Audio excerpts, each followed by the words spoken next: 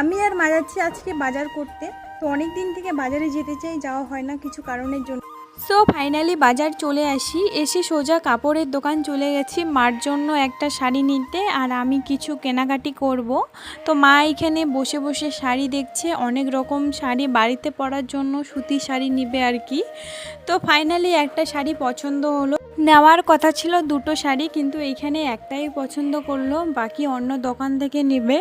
তারপর আমি বাড়িতে পরার জন্য কিছু নাইটি দেখব এখন। তো এই নাইটিটা আমার খুব পছন্দ হয়েছে, তাই ভাবলাম এই নাইটিটাই নেব। বাড়িতে পরার জন্য আমি নাইটিটা একটু বেশি পছন্দ করি, অন্য জামাও পরি তবুও নাইটিটা বেশি ভালো লাগে, একটু কমফর্ট লাগে। সো ফাইনালি আমার জন্য একটা নাইটি আর মার জন্য একটা কাপড় নিয়ে এখন চলে যাব সোজা মাছের বাজারে, বাড়ির জন্য মাছ নিয়ে যাব।